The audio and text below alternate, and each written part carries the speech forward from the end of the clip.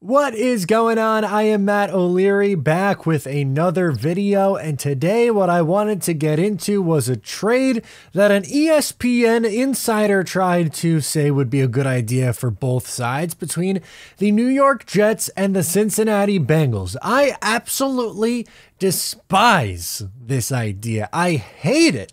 But before we get into the details of the trade, I have to tell you about the sponsor of today's video, Factor. Get fresh, ready-made meals delivered to your doorstep when you sign up with Factor. Factor's chef-created meals are fresh, never frozen, and designed by dietitians to ensure every meal is packed with premium science-backed nutritional quality.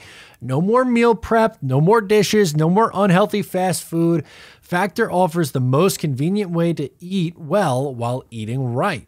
No prep, no mess. Factor cuts out stressful meal planning and extensive prepping, so meals come together in just minutes. They make it so easy, taking the guesswork out of what to make for breakfast, lunch, or dinner. Factor even offers meals for those looking to follow keto, low-calorie, or vegan and vegetarian lifestyles. So use my link or go to gofactor75.com and use code FACTOR, SE33171 for 50% off your first box. Make sure to check it out. Okay, so this ESPN insider insists that the New York Jets and Cincinnati Bengals should swap offensive linemen. The trade, 1-for-1 Jonah Williams for Mekhi Becton.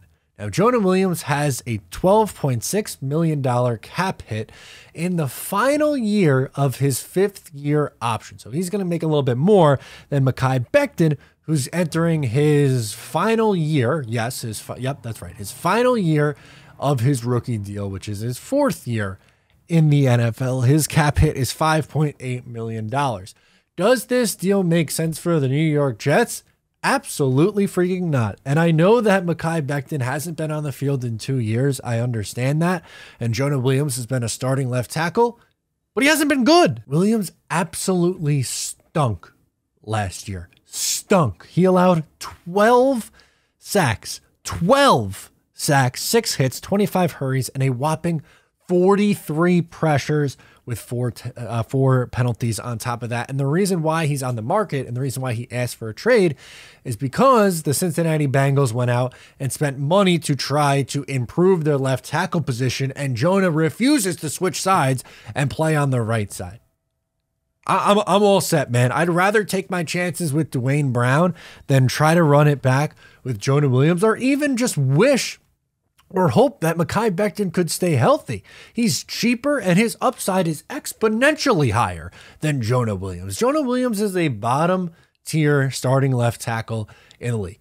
He was a former first-round pick from 2019. He was someone that I actually liked a lot as a prospect, but just has not panned out. It hasn't worked. And I know you could say the same thing about Mekhi, but Mekhi's been due to injury. When he's on the field, he can play. He was good as a rookie, and he was a really good run blocker. Like, again, Jonah Williams, his strength isn't run blocking either. And as a rookie with Mekhi Becton, he allowed just 23 pressures, so about half, 7 sacks, which is a little bit on the higher side. But the rest of that offensive line stunk, and Sam Darnold wasn't really that pocket aware at the time. That was one of his biggest issues, but He's at least at the bare minimum was a great run blocker. He was throwing guys around at his size. He was getting out in space, making things happen.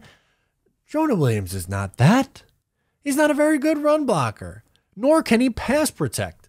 If someone else wants to take a swing on him, fine. But I hope it's not the New York Jets, because I would rather, there's so many other different options. Why are you taking on a $12 million cap hit for a guy who would give you bottom tier starting tackle, left tackle play? Dwayne Brown makes less money and is a better player.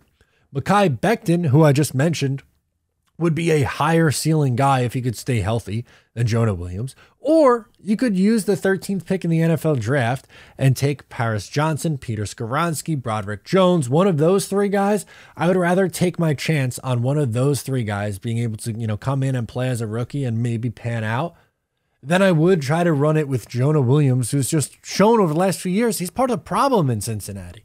That offensive line stinks. They're trying to revamp it so they could actually protect their former #1 overall pick. Yeah, no, I don't like this idea at all. I think it's silly. Why would the Jets want to take on an additional $7 million for a guy who stinks and isn't as good as Mekhi? And once again, maybe you can make the case they both need a fresh start. Sure, maybe Mekhi could use a fresh start somewhere else. Maybe. But not now. If he walks at the end of the year as a free agent and can sign somewhere else, good for him. But I'm not trading him for a worse starting left tackle. It doesn't make any sense. Let me know your take down below in the comments. Thank you so much for tuning in. I'm Matt O'Leary. I'll catch you next time.